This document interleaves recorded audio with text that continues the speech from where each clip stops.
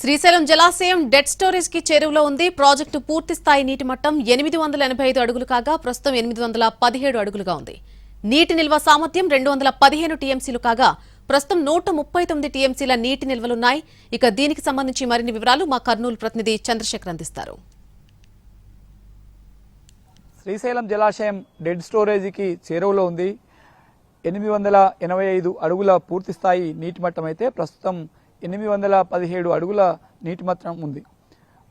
పూర్తి స్థాయి నీటి నిల్వ సామర్థ్యం 215 టీఎంసీలు అయితే ప్రస్తుతం 39 టీఎంసీలకు చేరుకుంది. ఈ ఏడాది రికార్డు స్థాయిలో శ్రీశైలం జలాశయానికి వరద నీరు వచ్చి చేరింది.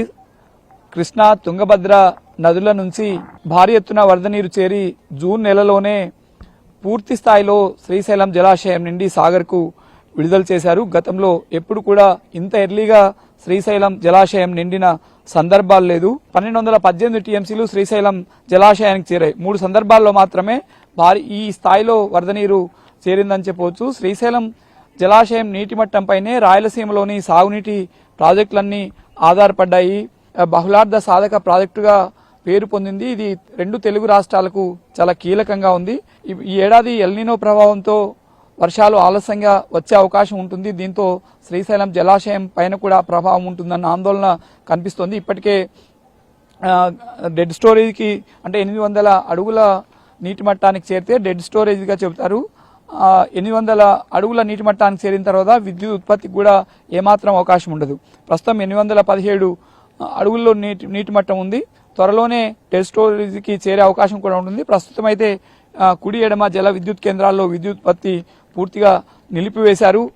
అంటే తాగునీటి కోసం రెండు రాష్ట్రాలు ఇండెంట్ పెట్టాయి. డెడ్ స్టోరేజ్ 800 అడుగులకు చేరిన తర్వాత విద్యుత్ ఉత్పత్తి చేసే అవకాశం కూడా లేకుండా ఉంటుంది.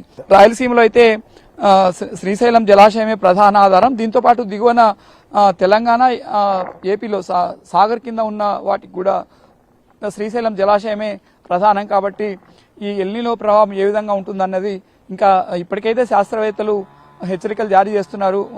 కఠిన పరిస్థితులు ఎదుర్కోవాల్సి ఉంటుంది. వర్షాలు ఆలస్యంగా వస్తాయి, ఖరీఫ్ కూడా ఆలస్యమయ్యే అవకాశం ఉంటుందని వ్యవసాయ శాస్త్రవేత్తలు కూడా చెబుతున్న నేపథ్యంలో శ్రీశైలం జలాశయం ఎలాంటి పరిస్థితుల్లో ఉంటుందన్నది చూడాల్సి ఉంటుంది. కెమెరామెన్ మధుతో చంద్రశేఖర్, ఎన్టీవీ, శ్రీశైలం ప్రాజెక్టు నుంచి.